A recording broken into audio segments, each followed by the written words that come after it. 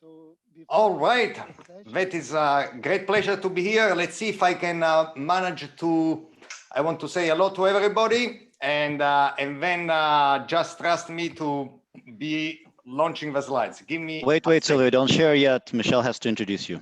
Sorry. Okay, that's even better. I think Michelle's volume might be a bit low. What, sorry? Michelle's volume, I think, is a bit low.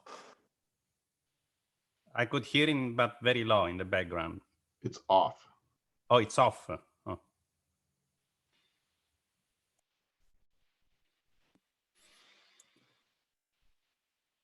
Okay. Just 1 second. We can hear you now. Okay, I'm using the computer audio. It's easier. So before I start this session, if you would like to ask questions, please use the Zulip chat, which is, or if you're having a hard time accessing it, you can also type a question on the Zoom chat. And Leo, who is the general chair, will also be help me monitor the questions so that we Silvio would not have to worry about it. Oh, thank you. Yeah. So hi everybody. So welcome to the 2020 IACR Distinguished Lecture. I am Michel Abdallah and I'm the current IACR president. As you may know, the IACR Distinguished Lecture is given each year by someone who has made important contributions to cryptologic research. And this choice is made by the board of directors. This year is a great honor for me to introduce Silvio Micali, who is the 2020 IACR Distinguished Lecturer. And as you know, Silvio Micali has been a faculty of MIT in the Electrical Engineering and Computer Science Department since 1983. In his it includes cryptography, zero knowledge, pseudo-random generation, secure protocols, mechanism design, and blockchains. And in particular, Silvio is the co-inventor of probabilistic encryption, zero knowledge proofs, verifiable random functions, and essentially many of the protocols that are the foundation of modern cryptography. During his career, Silvio has been involved in the creation of several companies. More recently, Silvio founded Algorand, a fully decentralized, secure, and scalable blockchain, which provides a common platform for building products and services for a borderless economy. Silvio's research has also resulted in numerous awards. And in particular, Silvio is the recipient of the Turing Award in Computer Science, of the Godel Prize in Theoretical Computer Science, and the RSA Prize in Cryptography. He's also a member of the National Academy of Sciences, the National Academy of Engineering, the American Academy of Arts and Science, and the Academia del Lince. Sorry for not pronouncing it correctly. Silvio has also received his laureate in mathematics from the University of Rome and his PhD in computer science from the University of California in Berkeley. Finally, in addition to co-founding Modern Cryptography, Silvio has trained 20 PhD students who themselves have trained many more. In particular, many of Silvio's academic descendants are responsible for the organization of this conference. As Leo mentioned to me, this includes myself, the IACR president, the conference general chair, Leo, one of the program co-chairs, and actually several of the program committee members. So with that, I would like just to end this presentation and let Silvio give us his invited lecture. Thank you very much, Michelle. All right. So let's, thank you very much. Give me one moment and I'm working on presenting the slides.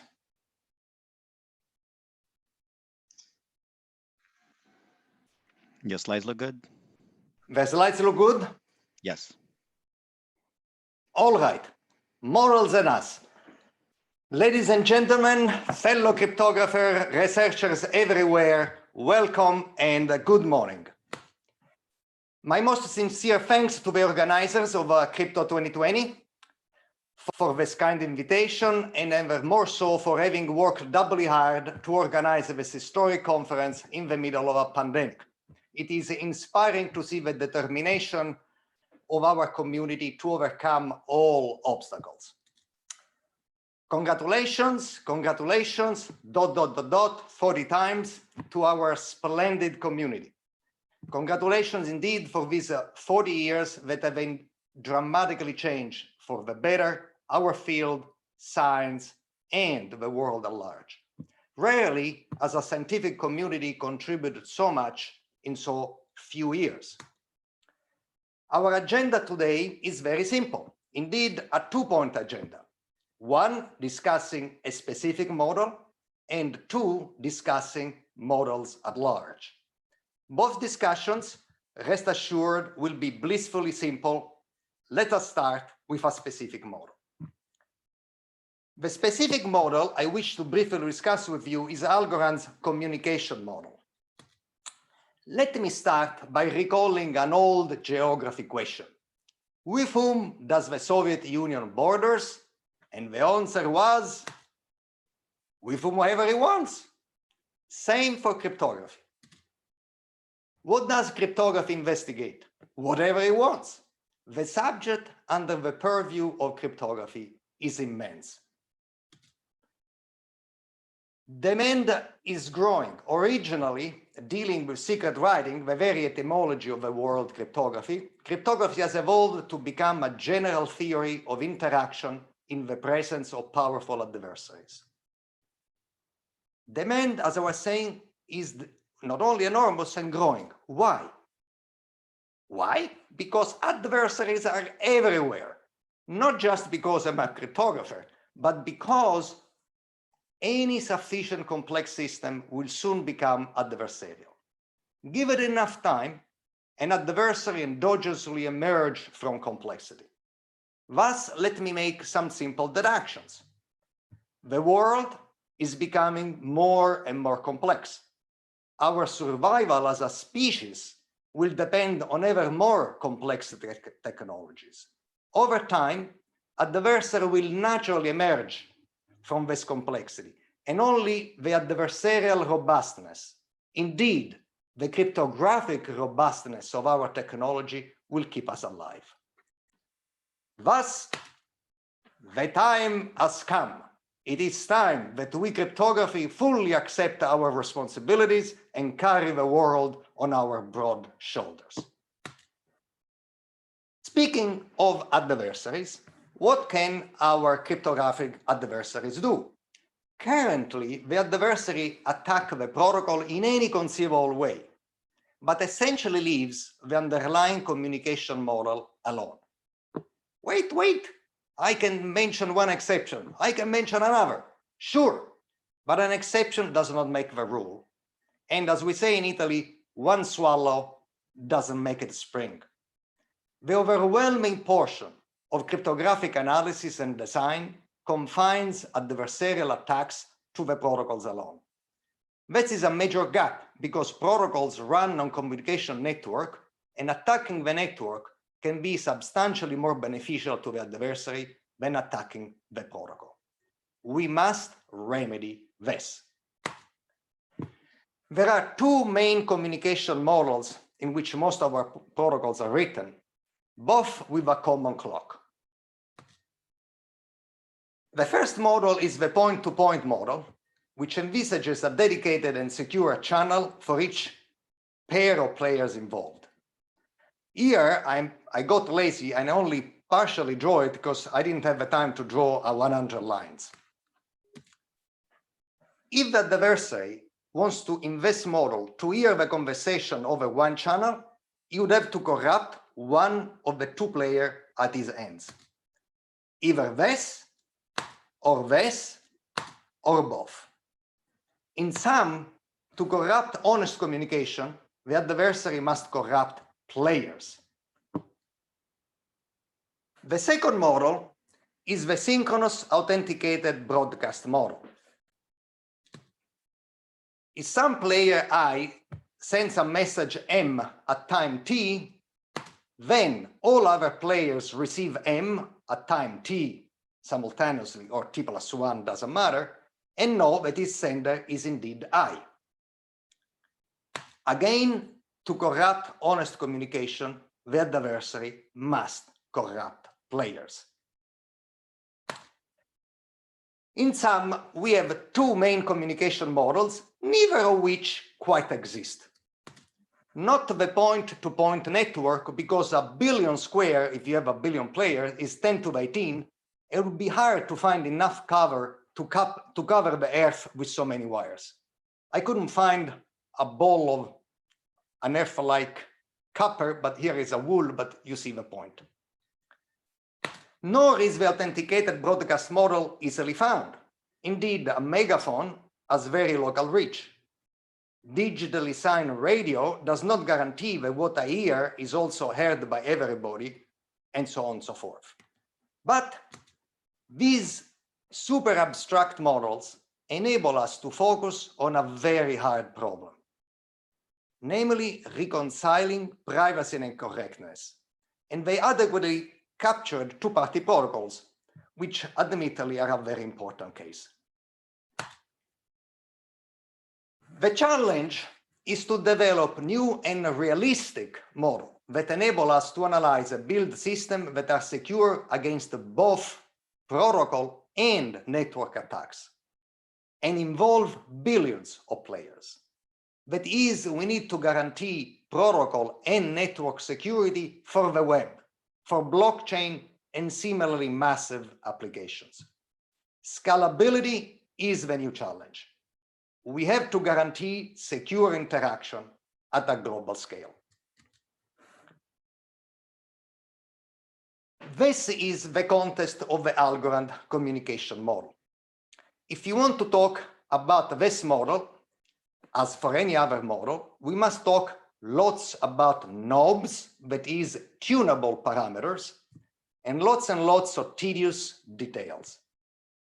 Blood, sweat, and tears of cryptographic analysis and design. But we have neither the time nor the patience for this today. Thus, let me focus on just the zest of this model.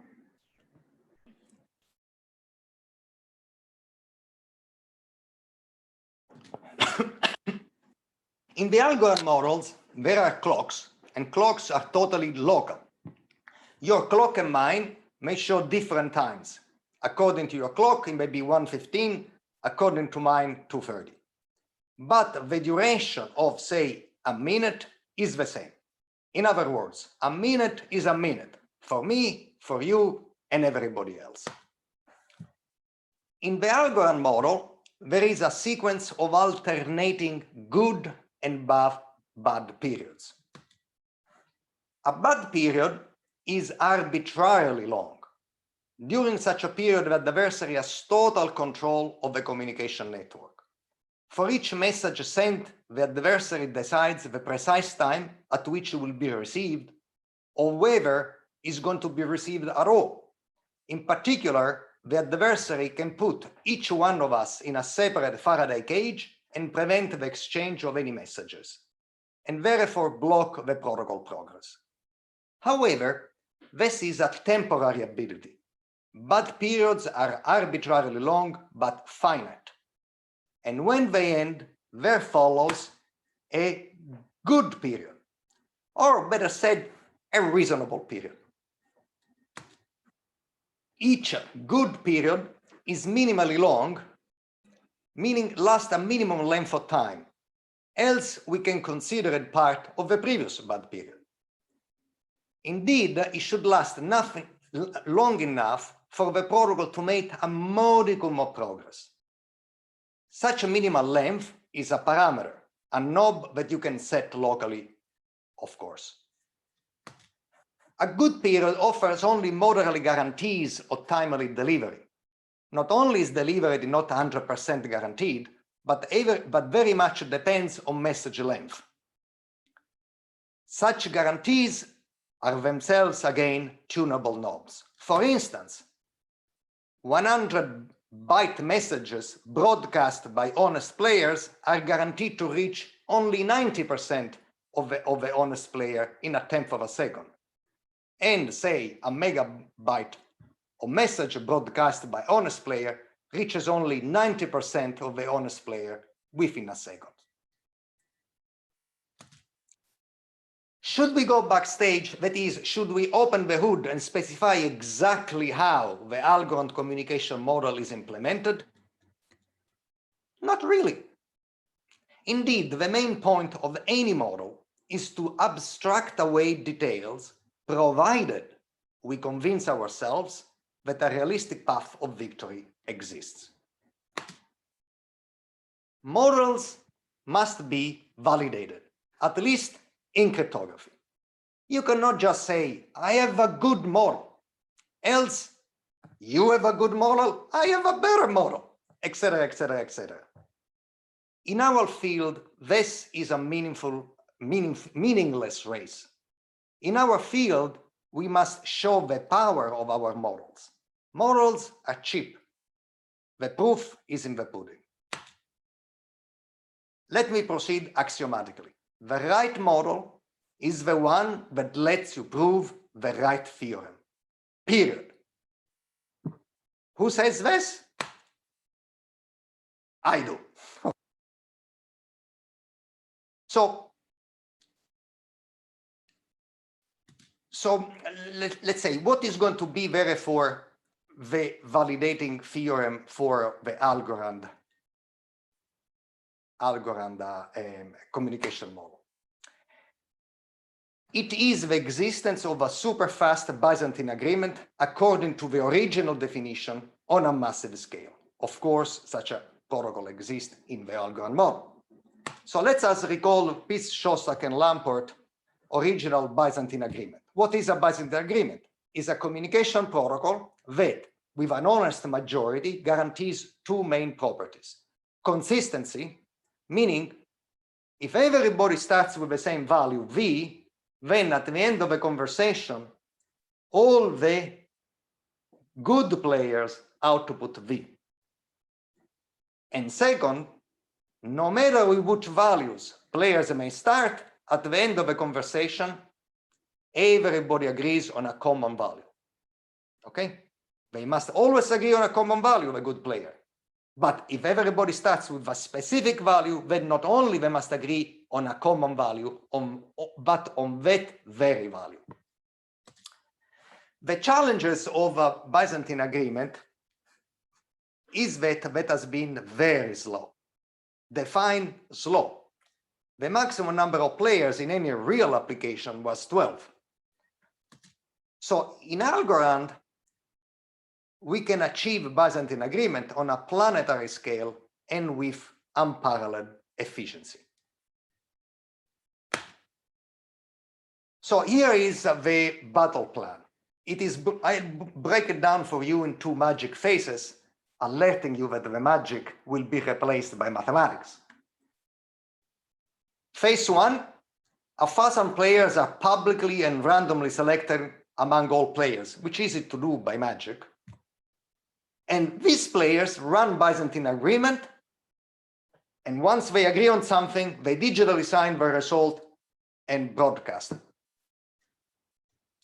Okay, let me start with sanity check one. Does this battle plan has a chance? Consider the consistency property. And let's assume we have 1 billion players out there. So let's assume for the consistency property that all these billion players start with the same value. Then, after a random restriction of a player to just 1,000, if everybody started with the same value, then the restricted players better have the same value. And because they have the same value, and the protocol is a Byzantine agreement, they will end up, the honest people among these 1,000, to agree on that value. And therefore, the majority of these people will sign and propagate the value V, to inform everybody else. You know what? So far, so good. Check 1 is passed. Sanity check 2. Let's consider now the agreement property. We have a billion of players, each one has their own values. Once you start having a random restriction to a 1,000 player, gee, if everybody had their own value, we still have their own value now. And what is the property of a Byzantine agreement? That they will agree on a common value no matter what they started with. You know, so far so good. Third and last sanity check. Our Byzantine agreement requires 2/3 majority. Naturally, to probabilistic guarantee a proper majority after a random restriction of a player, we must have a greater majority before the restriction. For instance, if we want 2/3 majority to reach a Byzantine agreement, we need something like 3/4 majority. Strictly speaking, you need 2/3 plus epsilon, but then you need much more than 1,000 player to make sure that under a random restriction, you have 2/3 honesty. Okay, so then you know what? If we do this, I'm convinced that we have passed the third sanity check. So okay, I get now the high-level logic. But now, because I get the high-level logic, if you don't mind, I have a few questions. A few questions? You should have thousands of questions at this level, but we have only time for 3, the ones that I get asked the most. And the first question is, who chooses this random restriction? Who chooses the 1,000 people committee members who run Byzantine agreement? And the answer is, we use cryptographic sortation, which means that the committee members choose themselves. Choose themselves sounds a terrible idea, but not so fast, because what does this mean to choose myself? Means that each one of us must run our own lottery. A lottery that is cryptographically fair, and therefore no one of us can cheat to improve the odds of being part of this committee. But you can prove that you are a part of the committee if you want. In other words, you pull down once a kind of a slot machine, only once you can pull the lever. Case 1, you get a winning ticket, a mathematical proof that you're part of the committee, and you can propagate the winning ticket and say your opinion about the block, up or down. If you don't win, you can say anything else. Nobody pays attention to what you say.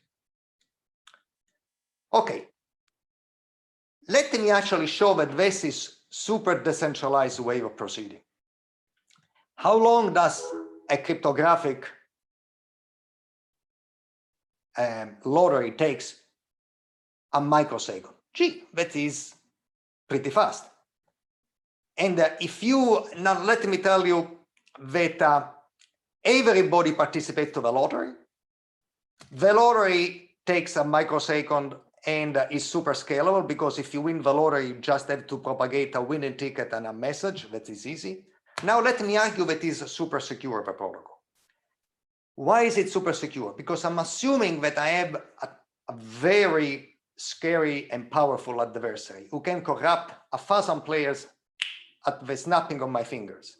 I can corrupt anyone I want instantaneously. Whom should I corrupt? Well, the people the 1,000 people who run Byzantine agreement. But I have a problem. I don't know who are the winners of these internal lotteries, because these are the members of the committee. So beforehand, I have this tremendous power, but I don't know whom I should corrupt. However, once the player somehow propagate their winning ticket and their opinion about the block, now I know who the players are, and I can corrupt all of them. But at this point, in some sense, is a bit too late, because whatever the people have to say, they've already said it, and their messages are propagated across the network. So in other words, this way of proceeding is secure, because beforehand, I don't know whom I want to corrupt, and ex post is a bit too late to corrupt.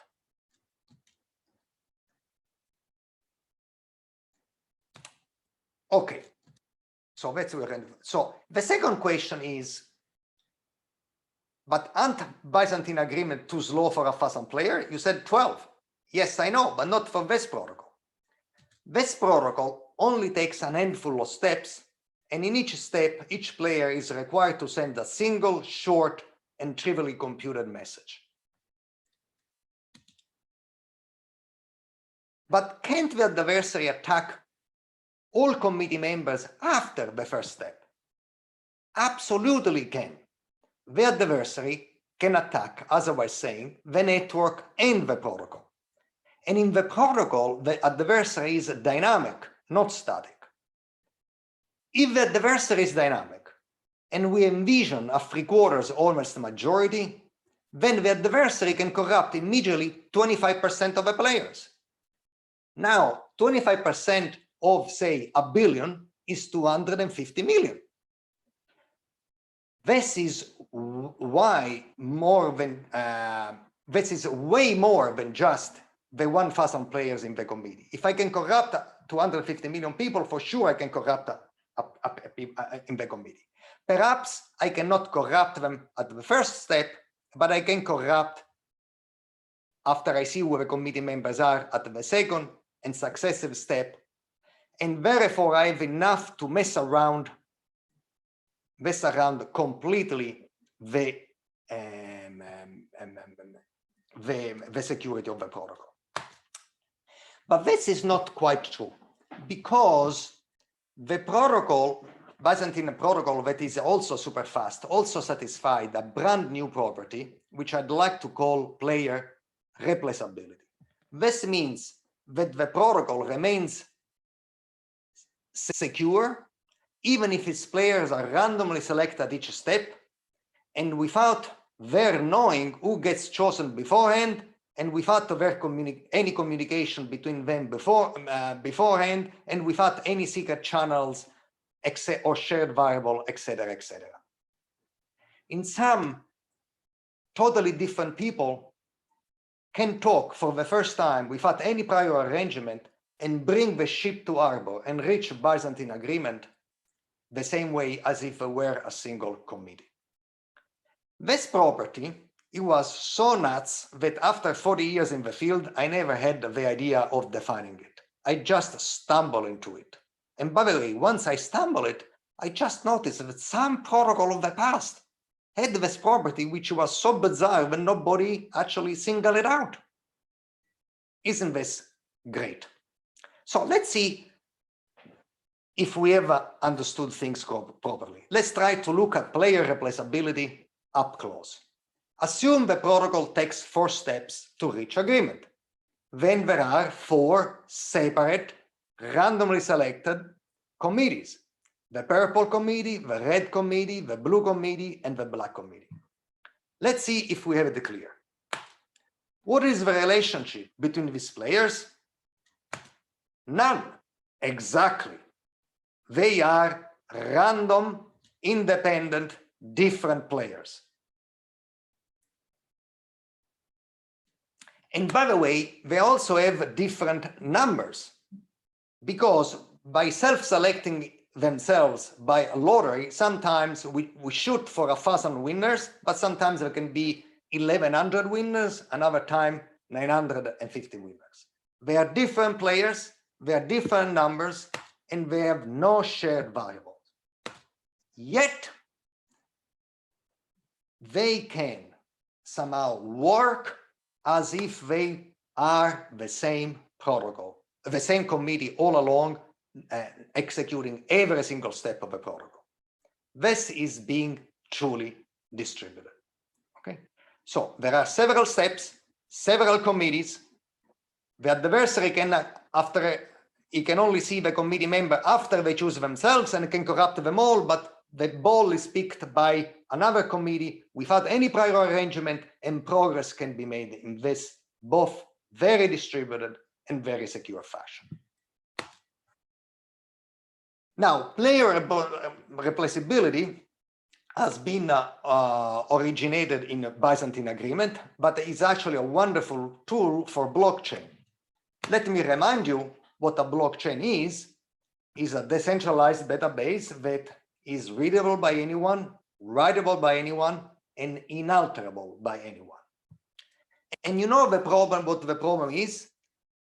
It is not securing the chain, because the very early tool of one-way hash is enough to secure the chain. The only problem in a blockchain is the choosing the next block. Who should be allowed to choose the next block on behalf of everybody else? The prior approaches have many techniques: proof of work, delegated proof of stake, bonded proof of stake. People invented all kinds of approaches to approximate reaching consensus on the next block. They envision all kinds of carrot and sticks, all kinds of cruel and unusual punishment. People really went medieval in order to approximate consensus. They even accept forks, that is, they accept temporary split of the chain. In some, people have been ready to pay any price, bear any burden to approximate consensus on the next block. At Algorand, we took a different approach. We reach agreement on every single block, period. So, at the highest level, it works like this. One user is randomly self-selected to propose the next block, making sure that there is at least one such user. And then a committee of users are randomly self-selected to run Byzantine Agreement on the first user, the end. So in other words, there are no forks, the protocol is fast and is easy. So here is Algorand at work. Here is the first block, the Genesis block. The Genesis block is the only block which is unambiguous in any blockchain because it's part of the very description of a blockchain. And next to the block, there is a favor, a universal symbol of lightness and effortlessness. And as the favor effortlessly falls to the ground, one block after the other unfolds. No forks, no need to go back, no need to wait for the block to be deep in the network. You can rely on a block as soon as it arrives. Why? Because we have agreed on every single block and there is no need to go back. So if you look at the moral of the story, it's that player replaceability is less rare than it seems. So what are its limits? Well, I want you to find out. I want you to discover the powers of player replaceable protocols. This concludes what I want to say about a specific model. I wish now to talk about models in general. I'll be brief. Discourse on the model. Well, actually, I'm going to be a little bit more simple. I want to share with you some brief and personal considerations on the role the models play in our success. 40 years into our joint venture, a bit of introspection is perhaps due. Let's discuss, therefore, 3 interpretations for model. Let's start with models as a prediction. To start without much controversy, it should be safe to define a model as a simplification that enables a rigorous analysis. Here, a model is both an act, simplifying, and a goal, enabling analysis. But is it really easy to deduce F equal ma by just looking at the elastic reaction of a tree shaking under a steady wind? That's the best I could do with animation, by the way, guys. I don't think so. It would be much simpler to come up with Newtonian mechanics on the billiard table. But even then, friction, heat dissipations, and other complexities risk to throw fear, uncertainty, and doubt in our thinking, until we ultimately can actually account for such complexities. In other words, the theory of model as prediction essentially presupposes the ability to approximate an underlying reality, which, by the way, is assumed to be approximable, else no model would work. That is, the theory of model as a prediction requires a process of continuous refinement, a constant and infatigable technical progress. The more complexity we can technically handle, the more reality we can incorporate in our model. In fact, it would be better to say that it is the increasing precision of our model that enables us to perceive what we are still missing, generating a call to action to conceptually tame new pieces of reality. The theory of a model as approximation of an underlying reality is fascinating and even possibly accurate in the physical sciences, but is a bit hard sell in our field. Can we really ascribe an underlying reality to cryptography? What is the underlying reality of, say, encryption? Fortunately, we can keep the zest of this notion of a model with minimal extra effort, indeed an imperceptible shift of our point of view. And we have models as elucidation. Simple. Let's not talk about an underlying reality, but about an underlying idea, an archetypal idea, a fundamental intuition which is the duty of our modeling efforts to liberate. The model progressively frees the underlying idea by chipping away the surrounding chaos. This theory was, in Renaissance Florence, originally formulated for art by philosophers such as Marsilio Ficino. Here it is. Philosophers have influence. This is why they can be so useful and so dangerous. They influence scientists, artists, and everyone else. In these examples, artists. And when you see the so-called unfinished work of Michelangelo, you have to believe that the idea was always there, desperately trying to free itself from the stone which had been imprisoned from time immemorial. But then, wait, can this underlying idea theory be the case also for our glorious models of our community? Encryption, digital signature, zero knowledge, secure computation, pseudo-randomness. These are the models that change our conceptual world, the models that have enabled the rigorous analysis of millenary questions, such as what is knowledge? What is identity? Is the world deterministic? But are our models really the progressive elucidation of an underlying archetypical idea? Are secrecy, randomness, knowledge, etc. ideas that precede us, that will survive us, that are independent of us? You know, I'm not so sure. Perhaps is about time that we cast a wider net. Models as creation. So, if you consider the model of a proof, right, from ancient Greece to Gödel and Turing, classical proofs have been string satisfying spatial syntactic properties. Well, we knew this all along. We just said it more and more precisely as hundreds of years passed. Okay. Interactive proofs instead tell us that proofs are spatial probabilistic games. But it goes without saying. This idea has been lurking out there for the past 2 millennia. But wait, multi-prover interactive proofs are instead the interrogation of separate prisoners. But of course, proofs are interrogation of separate prisoners, perhaps implicitly, but we always knew that. and CS proof, Starks are cryptographic commitment intertwined with a few syntactic strings. By all means, why did it take us so long to state the obvious?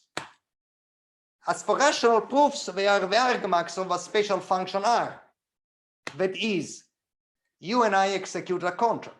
You tell me whatever you want to tell me about the actual value of f of x, and I will pay you. But I will pay you according to the function R, where, one, I can choose R without knowing the value of f of x myself, and yet R maximizes your reward when you tell the truth about f of x. In other words, in rational proofs, truth is the maximization of a polynomial time function. Absolutely. This is exactly what we really meant to say for the last hundreds of years. Elucidation of an archetypal idea? Are we kidding? To say so with a straight face is as easy as to climb glass walls. This is an impossible mission.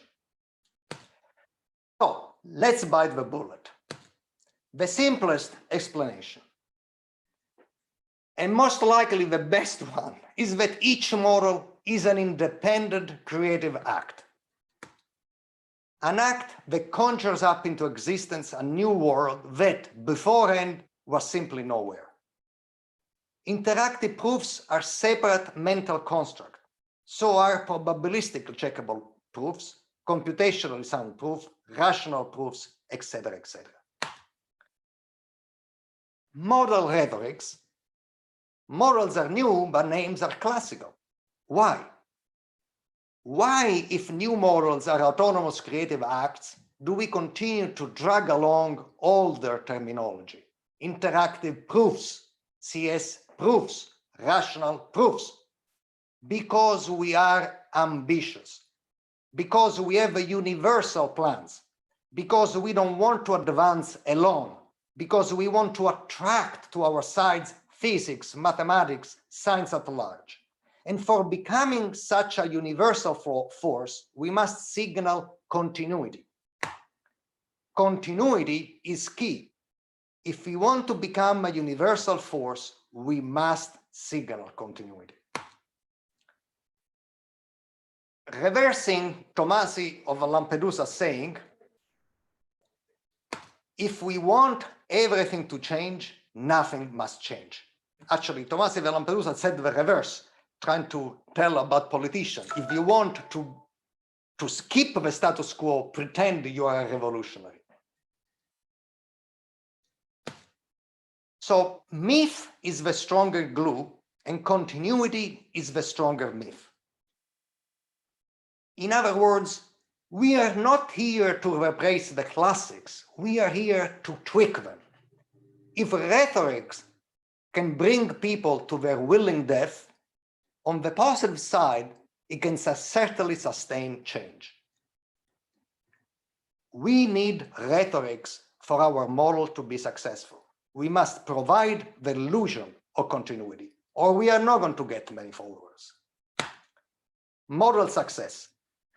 If models are autonomous creation, then a successful model is one that brings more creative power. That is, self-referentially, a successful model is one that inspires new models.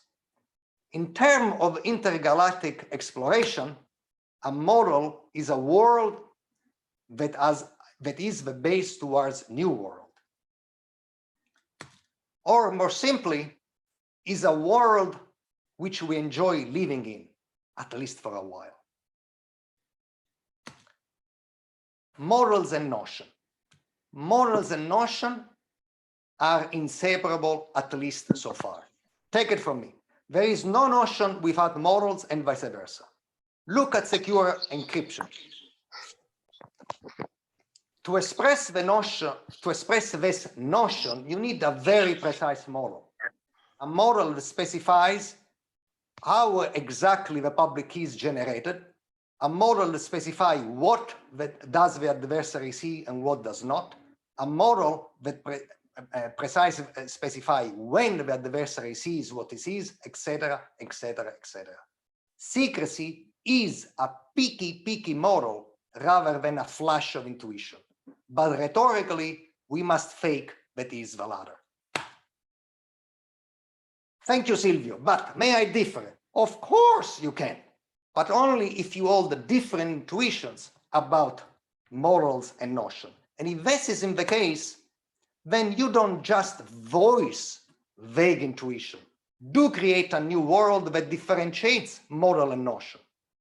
Do create a new, beautiful world in which all we want to live in. But until you do, let notion and model be one and the same. You needed the advent of zero knowledge to meaningfully differentiate verification from knowledge. You needed the development of complexity theory to meaningfully differentiating deciding, the process of individual ascertaining the truth, from proving, the social process of conveying the truth. I look forward to a world that makes notions and model truly distinct. Model and technology. Never accept a model without a technique. Never accept a notion without a theorem. Who wants to live in a cheap abstraction so long we have the will and the ability to construct one? Darling, how was the conference? Oh, it was marvelous, a sublime experience. Somebody said the universe is blue with red stripe. Some said that it's a frozen melody on a frog pond. Marvelous? Nonsense. Moral and tech together or nothing. Model threats. What is the highest threat to our models? Global warming? Yes, global warming is a threat to our models. What else? Nuclear war? Yeah, nuclear war is bad for our models. What else? A young biologist whose heart has been broken just now? Yes, but after global warming, nuclear war, plague, social collapse, what is the highest threat to our models? The bubble attack? Bingo! Linguistic disunity might indeed disintegrate our community. We worry a lot about attacks within a model, but the most dangerous one is outside the model. Our community will not be brought down by lack of creativity, but by linguistic sabotage. The moment someone, for maliciousness or vanity, abandons language continuity to use a name of fantasy, and Odette Goldreich is on vacation somewhere, and a few people will dutifully side, gone with the wind, whatever, we'll find ourselves living in separate and uncommunicating worlds. Only a few prophets, distrusted prophets to be sure, will be able to perceive unity in multiplicity. Everyone else will live alone in his own cocoon, so tied up that she will not be able to reach anyone else. Communication works because of ambiguity. Use old, loaded words, and you'll have some form of common understanding. Use new words, and you have nothing in common. And now for a fundamental question. How many models does a field need? Well, different fields, different answers. Differently from computer science, I heard, we value the fact we rarely introduce new models. So spoke a referee of a field that remains anonymous. I love that. I envy that man. From sleep to eternal sleep, no drama, no fear. The question is, any life? In our community, we are going to need as many models as necessary to express our creativity, which apparently is very model. So much so that if you better get a taxi if you want to extend in line. Models as a language. Everyone knows that the model is a mean to represent thought, but few realize that the progression, the abundance, and the efficiency of thought are effects of the model. Actually, Ugo Foscolo, one of the greatest Italian poets, by the way, never said that. But he said this about the word, language. And actually, what he said is true about morals as well. In fact, the intellectual ecosystem, in my view, morals occupy a central position. So much so that it's legitimate to ask whether there can be any deep thinking without models. Models and history. The intellectual success story of cryptography in these 40 years is stunning. It has revolutionized the way we think about and deal with secrecy, authenticity, knowledge, proof, security, randomness. Few parallels in history. One must go to quantum mechanic days of over a year ago, to the community of Planck, Bohr, Einstein, Heisenberg, etc., to find an equally impetuous and inspiring community. Such success raised two eternal questions. Why? Why do such communities suddenly materialize? How do they inspire so much following? The answers may be multiple, but they are usually investigated by historians of the future. I feel that a bit more contemporaneous reflection in occasion of our 40th anniversary may be appropriate. My answer is that the beauty, the openness, and the courage of our models, of their models, of any community who wants to shake up the world is really what attracts the youngest and the brightest. These are what attracts the people who are not afraid to fail, those who welcome novelties and immigrants from other fields, those who are not repulsed by outlandish theory, those who embrace experimentation, who want to master a new language, to express crazy new thoughts, who want to civilize a vast and unexplored wilderness, who want to gain a deeper understanding of themselves and the universe. Our community, any community that matters, is the one around our models. We are our models. So until death breaks us apart, until linguistic discourse breaks us apart, until our creativity stops flowing, let us create new worlds in which all want to live in. So long live our models and long live cryptography. Thank you very much. Let's see if I Thank can. you, Silvio. Really appreciate your talk. I want to remind people to ask questions over either Zoom chat or Zulip, with Zulip preferred, and I will moderate them. And let me throw out the first question, if I may. Please.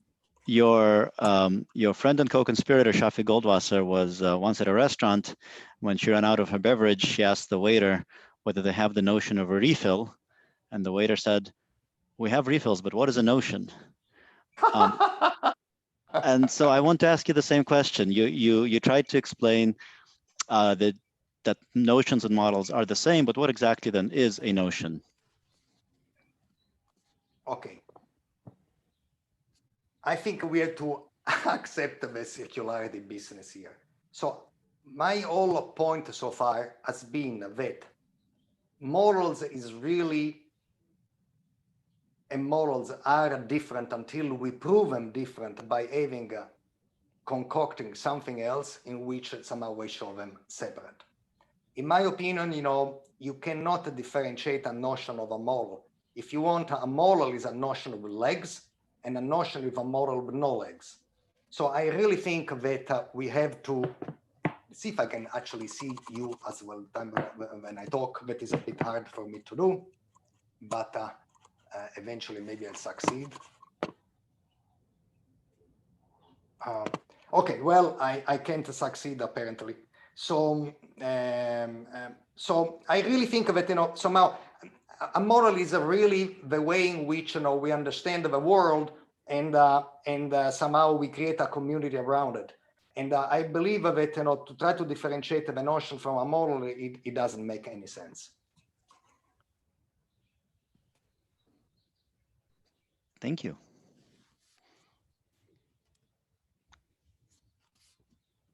Questions? You can also raise your hand in the participants list, and I can try to unmute you if I manage.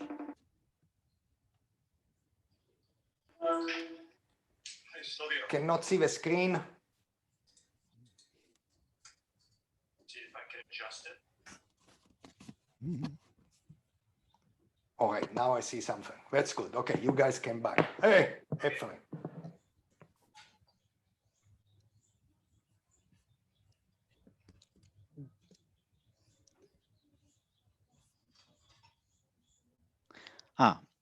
We have a question from Shai. Can you say a few more words about what is the right theorem? Well, the right theorem. So I remember that, one of my mentor was Shimon Even, and who passed away a few years back, and I loved the man. And so what he said is the right answer to this other question. He says, so what is a proof? A proof is something that convinces me. So let me tell you, the right model is in the eyes of the beholder. So somehow, but it's our best way that we are done adding a model, because a model in which you cannot prove anything, it doesn't matter.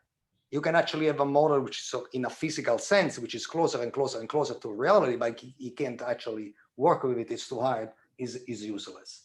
And so we have to accept that somehow we are the masters of the universe, and what convinces us to be the right theorem really works. All I can tell you is that throughout my life, I found that in very fundamental things, when I really think this is the right theorem, by magic, everybody else agrees. So what is a true theorem for me is also a true theorem for you. One of these magic theorems which is worth creating a new model for.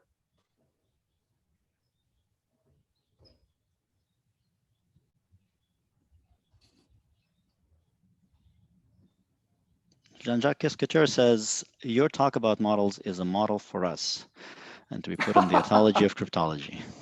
Okay, great. Thanks. Glad to hear.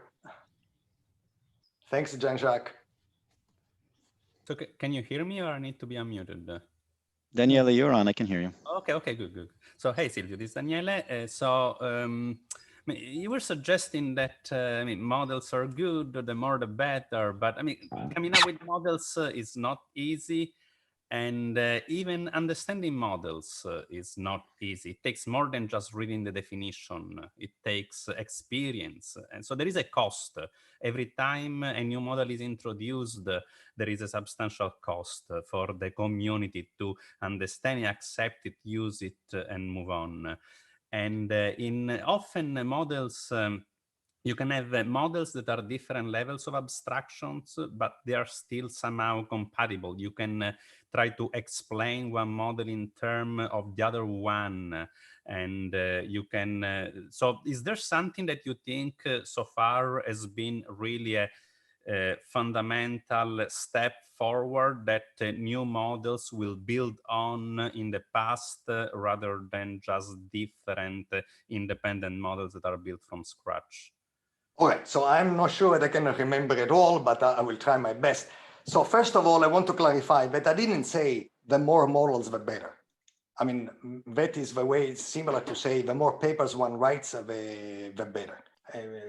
Papers matter. Some papers, sometimes one paper, but a very right paper is better than many papers, as we all know. So I was just noticing that while some other community, they coagulate among themselves by keeping the model fixed and changing them once every 25 years, we have managed to do the opposite. We have managed to coagulate our community, recruit people from the best parts of science by having and actually challenging our models and periodically changing. It was just an observation that we naturally produce more models than others. But you are right that a model requires, an investment. As I learned from my former student, Leo, we make kids every 7 years to keep up with the tech. I think I would say that I want to produce one student every 7 years so that I can explain the new models. So it's somehow similar. But somehow, we have to accept that when we get tired of learning new model, when we get tired of investing in new model, the time must come to do something else, because the dynamicity of our field requires this ability to do get into new model. I don't believe it is a fashion. I believe that we create, by the way, many new models than the one we keep on carrying forward. But I think that the beauty of these models is that they are very beautiful. They are very deep. They somehow speak to us because they talk about privacy, identity, things that we are really interested on. And they are actually as crazy as this quantum mechanics model. I mean, Claude loves the quantum mechanics and works in it in the intersection of cryptography. But the analogy is really, right, you cannot know, to me, everything is a model. There is no much a difference in the physical science and fields like ours, that you had to go sometimes to express the inexpressible, to do something very different. And these guys, rather than being repulsed, oh my God, what are these models? They run with it. And so I think that, it is a testament to our vitality, these models. But I don't necessarily advocate that you just is a model counting, that proliferation of unnecessary model signifies progress. But I believe that at the end of the day, our greatest contribution to the world really are the model, the way we break up a reality and observe it and try to tame it, both not the reality of the outside world, but the internal reality, whatever we want to express. Because somehow a field changes, but the morals stay, and the morals are much more primitive. They are like language. I don't really think there is rigorous thinking without morals. Ron, you had a question. Would you like to ask it in person? Sure. Silvio, wonderful talk. So there's a famous quote about models, which I don't remember who said it, but it relates very much to your talk. It says that all models are wrong, but some are useful. And I'm not sure that the speaker of this quote was thinking about models the same way you do. Perhaps you have some comments about that quote. All models are wrong, but some are useful. Correct. Look, I need a bit of context. I think I provided, an example of a model then as a preamble of a context. And but certainly I think that whoever says it is right in the sense that the real enjoyment is in the journey, not in the destination. And so in this fashion, I really believe that models are useful because they do represent our journey into have a better comprehension of what are we doing here and what the world is about. And fortunately for us, the world seems to be as creative as we are. And that is a kind of a magic connection between, I believe, us as human or in individuals and the world out there. So I don't believe that there is going to be the ultimate model for anything, but I believe that the model itself speaks about a community, what they believed in and what they wanted to approach, life and science better than anything else. Let's do a couple more questions. We're running into a break, but it's a long break, so we have time. Kevin Micali, you had a question, and do you want to ask it in person? Yeah, it's actually related to Ron's question. And this statement that all models are wrong, but some are useful has seen a resurgence of interest lately because of the advent of machine learning, the extreme power of machine learning to replace rule-based systems for making predictions. And it occurs to me that when we create a model in an adversarial situation where the adversary can create their own model. So for example, we create a model of communication on the internet, which involves routing and fragmentation of packets and packetization. And then the adversary can create a model based on observing the data and try to make inference from that to derive information about the underlying communication. So these are two models that have been constructed perhaps by a cryptanalyst to analyze the data to try to make some inference using only the data. And another model which is constructed with rules to say how communication should be constructed. These are completely different kinds of models, but they're in conflict with each other. They're in battle with each other. So do you have any thoughts about this way of thinking about computer science with machine learning and how it applies to construction of models? Because when a machine learning expert talks about a model, they talk about only about inferring stuff from the data. They don't have a mathematical conception of the model in any way other than inference from the data. Well, I had a slide for that too. So I think that it was Atlas, meaning being cryptography to hold up the world. I think we should subsume, frankly, machine learning and do it right. So I think that we certainly have a history of working in other fields and coming up with insight, and to be receptive to the insights of other fields as well. And I think that this is something that certainly we should do. But at some more primitive level, so you can realize that the notion of intelligence used to be this very abstract things. Right? It reminds me when biology felt that organic molecules could not be created in the laboratory. Why? Because they were organic. How could you create an organic molecule in a laboratory? Until somebody somehow produce urea or whatever, and we say, oh, okay, this is not true. Scratch that. So I really believe that there were a vague, smoky notion of intelligence, and I think that machine learning is actually brought to light that like life comes out of nothing, which would be very poetic, by the way, if somehow from material we start having bacteria, and soon enough we have animals, and then we have us, right? So, and I believe also, I find it very poetic that intelligence and consciousness and everything else comes from a very simple roots. I find nothing wrong with it. So I think this model is has been a major step forward in relative to the pre-scientific approach to intelligence. However, I feel that adversarial learning is in desperate need, and I understand that this effort has been started already. I did not have yet at the time to pay any attention to it, but seems to me that learning is an adversarial process, man, right? So the first thing you have to do is that to sieve away all the wrong information. You have to unlearn all the wrong things that I've learned, and as you know, whatever you learn early is entrenched for a very long time, and so you have to fight way back to change your view. And I think that a theory of machine learning without an adversary is not going to go very far.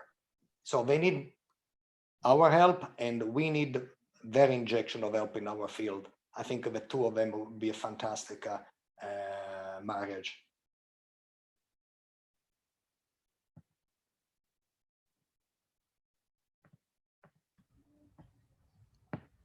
So